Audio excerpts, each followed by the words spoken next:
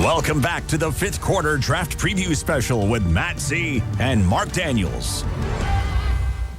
All right, and welcome back, everyone, alongside Michael Cohen of the Journal Sentinel and Jason Wilde of ESPN Wisconsin. Yeah, the 82nd selection meeting. And the NFL doesn't even call it the draft. It's the annual selection meeting, but we all know it as the draft. 82nd time around. Do you guys have a favorite? What was that first one like, Mark? I wasn't there for that one. Jay Berwanger, I think, went first. I'm glad I'm not the only one that ribs you about how long you've been doing this. Stop it. Well, how many for you?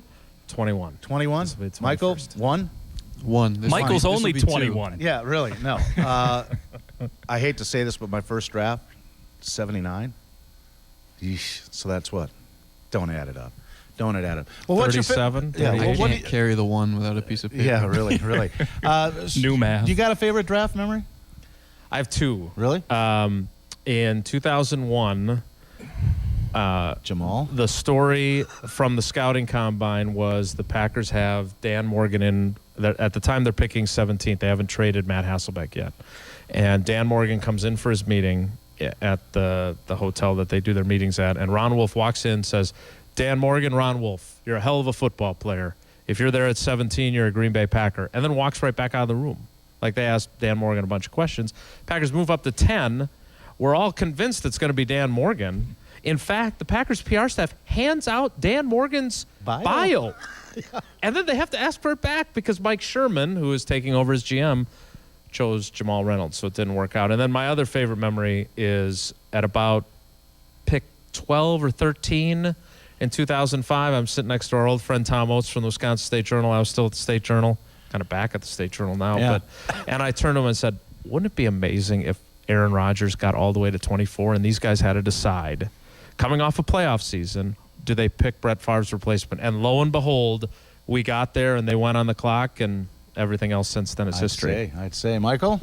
Well, mine's not as good as that, but it's from last year. And for those of you who don't know how it works, once the pick is made at Lambeau Field, a few minutes later, they'll pipe the player in on a conference call so we can ask questions. And last year, I remember Rob Domofsky from ESPN asked Kyle Murphy who his agent was. And Murphy was so nervous and talkative that he just went on for 4 or 5 minutes about the agency, who they represented, where he worked out, and just kept going and going and going. And we're all sitting there on deadline just sort of chuckling to ourselves because he's such a talkative guy and such a friendly guy. So for somebody that just got drafted, the nerves got the better of him there. Well, mine's going to predate television coverage of the draft. Wow. ESPN has been doing it for a long, long time. But when I first started, we were in the locker room at Lambeau Field, the old locker room back by the old administration building on the north end of the stadium, which you guys haven't even probably seen pictures of.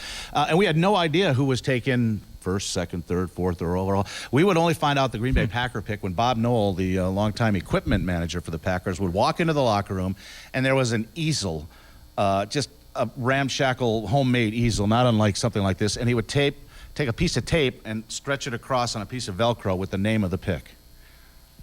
So, Ron High Hallstrom. tech. Ron Hallstrom, yeah, high tech, and Sharpie, was number one pick or whatever. Unbelievable. My other favorite was Tony Mandrich's press conference when he arrived. It was the biggest extravaganza the city had seen. They've been a losing team. Obviously, they went, second that year. It was terrible, and here comes the incredible Bulk, and he dressed like Axl Rose, all, shirt ripped, just bulging, massive guy, and he just said, I'm the greatest player the National Football League has ever seen. I'll just never forget that entrance, and then what happened after. Obviously not quite the same for the incredible Bulk, but those were two of them. Mine was 2007. We were doing live coverage on TAQ of the first round. You were at Lambeau, of course, as you are each and every year. It was me, Nick Vetrano, anchoring from the station, and Bryce Popp was our special analyst? expert. Yes. And pick 16 comes down, Justin Harrell. All right. We throw it to you for analysis on pick 16, Justin Harrell. We turn off our mics, and Bryce Popp leans over and goes, who the hell is Justin Harrell? And then we quickly And the scrambled. Packers fans said the same thing. Exactly. For 3 years. I was like, Bryce, if you don't know.